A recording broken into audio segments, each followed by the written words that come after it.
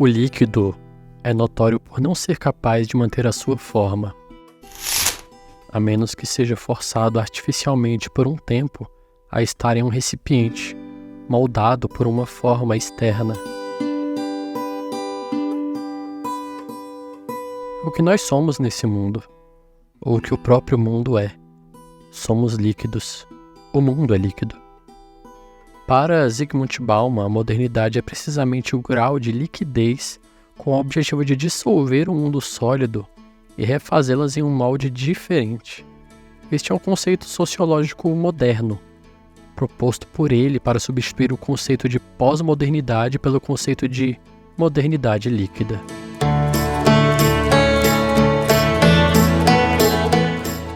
Pois o termo pós-modernidade nega que estamos vivendo em uma modernidade que se iniciou décadas atrás, porém sem propor uma nova definição para os tempos atuais. Já no conceito de modernidade líquida, ainda estamos vivendo nessa modernidade que se iniciou décadas atrás, só que agora ela não é sólida, pelo contrário, é volátil, se desfaz, evapora. Nossas relações com o mundo mudam a cada dia. Hoje você é um criador de conteúdo, amanhã já tem que estudar programação, depois muda de área e vai vender bolo no pote, depois desiste, começa a estudar para concurso. Essa inconstância dentro dessa liquidez é o que, na minha opinião, tem feito com que cada vez mais pessoas se afundem em ansiedade, burnout, incertezas, submersas todas em um oceano de águas turvas. Vivemos imersos em um mundo de instituições líquidas agora, onde tudo tem o potencial de se transformar rapidamente. Aqui as relações são frágeis e o coletivo está cada vez mais sendo substituído pelo predomínio de cada eu. Aqui, o eu é mais importante que o nós.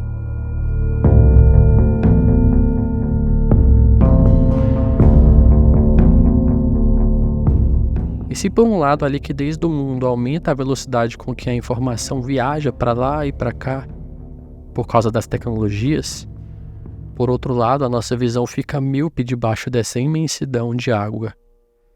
E aqui eu trago uma citação de mais um escritor, já dizia Umberto Eco: o excesso de informação provoca amnésia. E talvez essa amnésia causada por tantos estímulos diferentes seja um dos sintomas mais cruéis da liquidez. Pulamos de informação em informação, mas nos sentimos afogados por tanto estímulo. Conhecimento é trabalho de profundidade e é melhor apreciado lentamente. O mundo sólido, por outro lado, é uma criação para gerar certezas. O mundo líquido representa a sociedade que necessita comunicar tudo e se cansa por isso, e não vive mais internamente. O mundo líquido criou a sociedade do cansaço. E lógico que dentro dessa minha visão de mundo fica fácil pender para o lado de que a liquidez é pior que a solidez. Mas a verdade é que vivemos em um eterno embate entre ser leve o suficiente para poder flutuar ou sólido o bastante para se aprofundar. A verdade é que flertar com a solidez de décadas atrás, sem nenhum senso crítico, pode até nos acender uma fagulha de conservadorismo e nostalgia.